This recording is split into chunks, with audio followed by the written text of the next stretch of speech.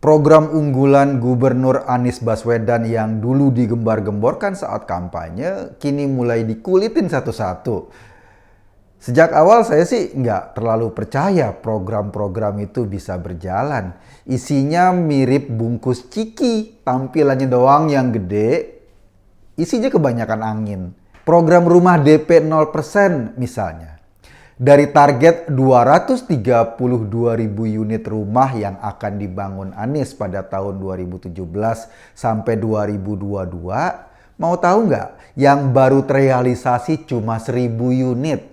Nggak sampai 1%, padahal sekarang udah tahun 2021. Bahkan dari 1.000 unit yang sudah ada, yang dihuni paling cuma 200-an unit.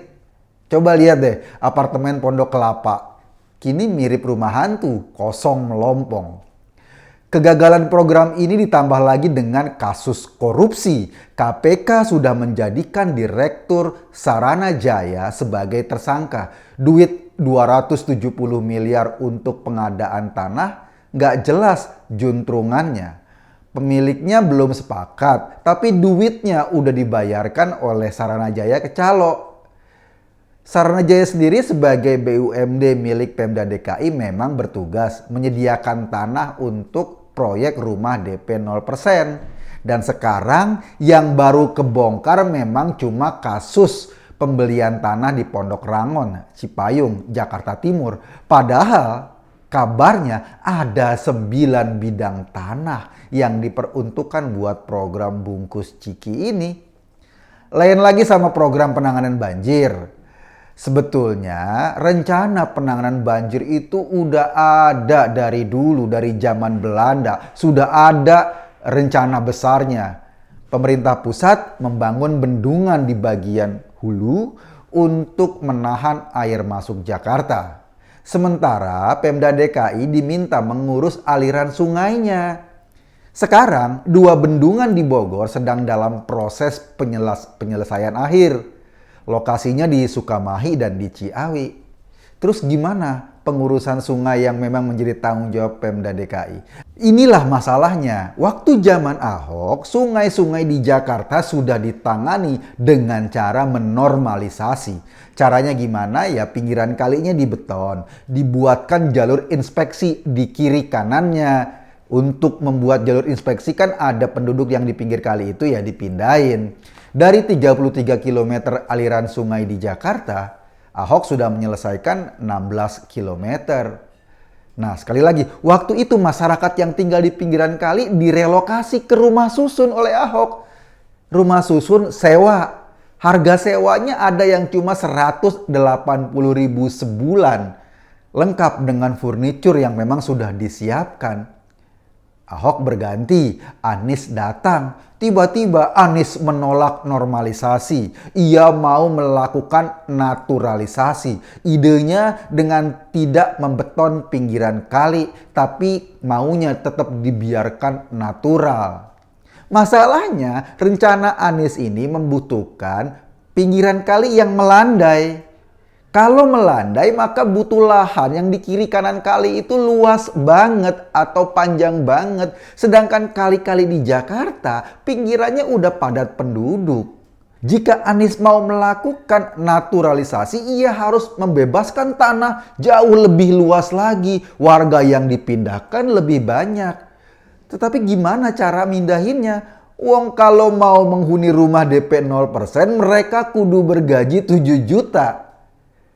Anehnya, dalam Pergub DKI nomor 31 tahun 2019 tentang pembangunan dan revitalisasi prasarana sumber daya air dengan konsep naturalisasi, ada klausul begini, bahwa revitalisasi dengan konsep naturalisasi itu dilakukan dengan syarat kalau lahannya tersedia. Kalau lahannya nggak tersedia gimana? Ya udah nggak usah kerja. Pergub itu didramatisir oleh Dinas Sumber Daya Air dengan ketentuan teknis bahwa turap beton nggak bisa lagi digunakan. Harus menggunakan turap bronjongan yang dilandai atau yang melandai selebar 12 meter. Lantas Dalam Pergub itu ada jalur hijau menahan erosi dan jalan inspeksi. Kalau harus memenuhi kaidah ini, sempadan dan badan sungai Ciliwung lebarnya paling kurang harus 75 meter. Ya jelas nggak ada tanah nganggur selebar itu. Jadi Pergubnya Anies ini seperti pembenaran bagi Anies untuk tidak melakukan apapun di Kali Ciliwung, Kali Kerukut, Kali Pesanggerahan. Kenapa? Resikonya kalau hujan deras ya Jakarta tetap banjir. Oh, nggak ada aksi sama sekali untuk membereskan kali-kali itu.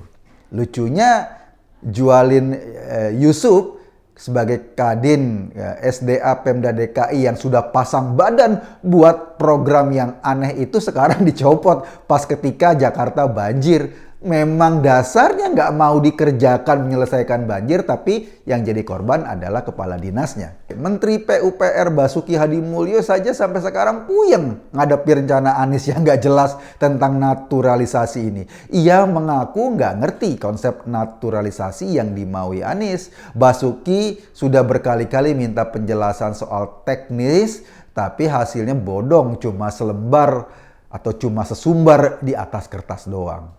Belum lagi ada PR lama yang juga nggak selesai soal sodetan Kali Ciliwung yang sebetulnya tinggal beberapa ratus meter lagi.